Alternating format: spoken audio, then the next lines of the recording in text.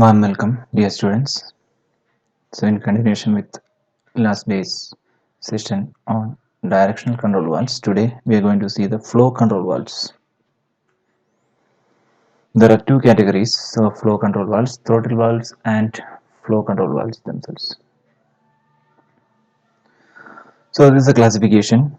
Throttle valves are usually pressure dependent. So, whenever there are throttle elements, the pressure difference across the throttle will decide the flow. Actually, further the throttle valves could be classified depending on the construction and type of orifice used in the throttle valve as viscosity dependent and viscosity independent. If you want to make a throttle valve viscosity independent, sharp edged throttle valve should be used. Then coming to the second category, flow control valves, which are pressure independent. Okay, whatever the pressure across the flow control valves is, the flow will be regulated. So there is, for that, a pressure compensator will be added. So there is series pressure compensated flow control valve, parallel pressure compensated flow control valve, and flow dividers. These are the three categories in flow control valves.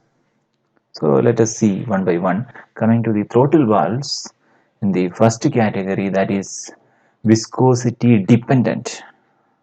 These two are the throttle valve and throttle check valve are the viscosity dependent throttle valves. So in the first one, figure A, you can see this is a two-way type valve. This will allow the fluid flow in both the directions.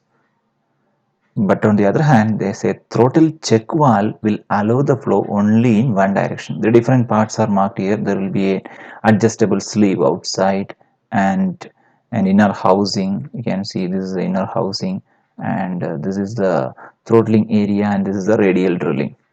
Apart from these four parts in a throttle check valve, which is a one directional valve, you can have a poppet, an additional poppet here, which is supported by a spring.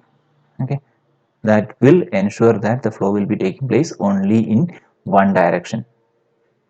The corresponding symbolic representation are also shown on the bottom of each diagram. You can see for the throttle valve this is the diagram, and for a throttle check valve this is the diagram. So this shows an additional poppet is added in this parallel to the throttle. Fine. So the flow will be like this from inlet to outlet, and since this is compressed, it will not allow the flow. So this is the area, throttling area, where throttling will be taking place.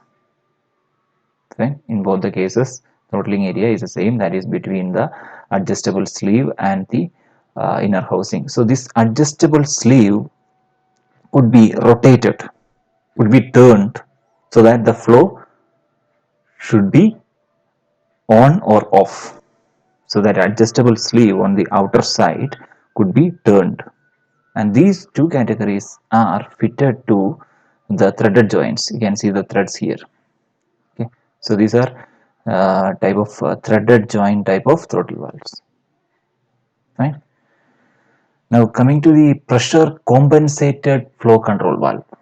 Pressure compensated, the second category, flow control valve. The first one is series pressure compensated flow control valve. So they are meant for providing a constant flow rate.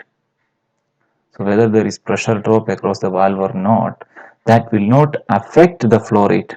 A constant discharge Q or flow rate will be provided irrespective of the pressure drop or the viscosity.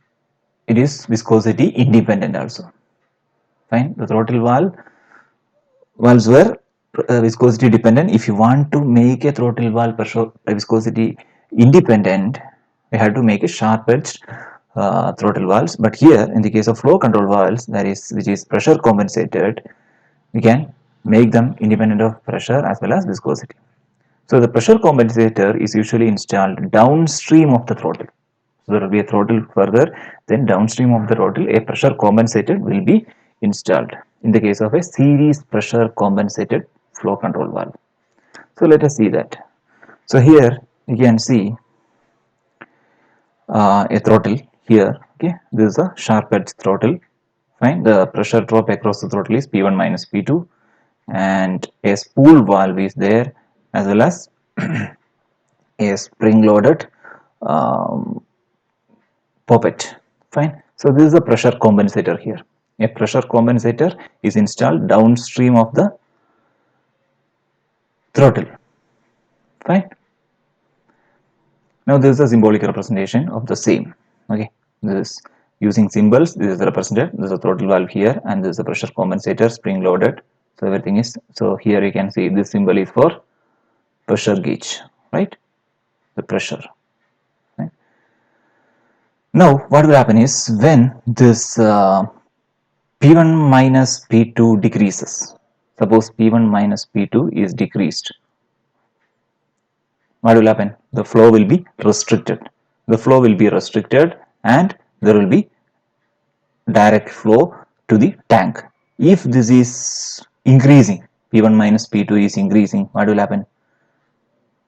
This will come down against the spring force and it will be closed. So little amount of fluid only will be passing on to the tank. Now, parallel pressure compensated flow control valve, also known as three-way flow control valves.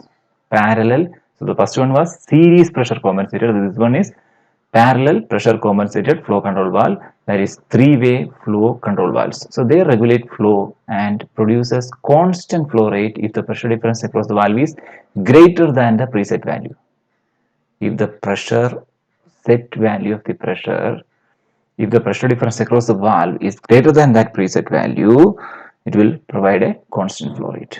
That is parallel pressure compensated flow control valve. You can see here again there is a throttle and there are three connections, 1, 2 and 3. Okay, that is why it is known as three-way flow control valves. Now coming to the last category in the flow control valves, that is flow dividers. There are two types: displacement type, which consists of two or more hydraulic motors mounted on the same shaft rotating at the same speed, and the spool type, which consists of two symmetrical cylinders connected in parallel, which synchronizes the flow in two cylinders. Okay, so let us see that one by one. So this is a displacement type flow divider. You can see three different types of motors. Fine, three motors which are rotating at the same RPM n. Fine, same RPM n. So actually the flow is divided.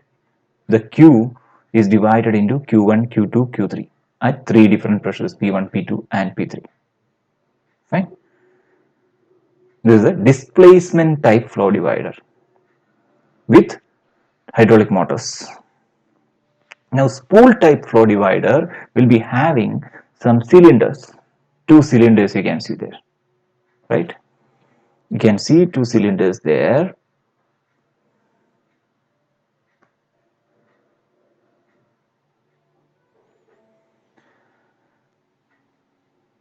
Parallelly arranged.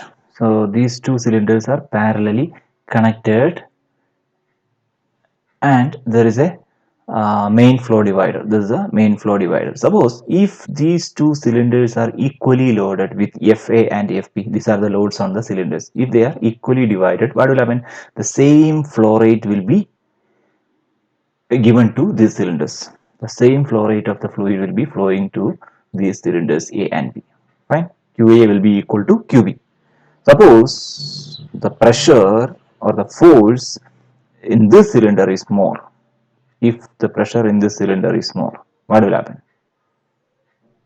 So here the pressure PA will be increasing. Fine. So this will be slowly moving this side and the flow rate through this QA will be decreasing. QA will be decreasing.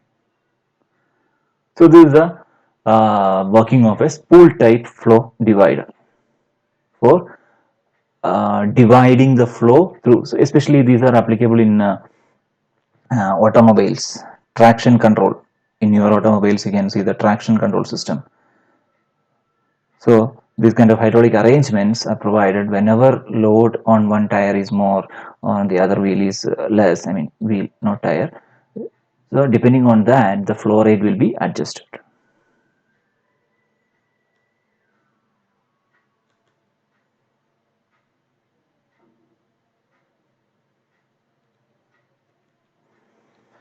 So with that, we'll stop the discussion on flow control valves.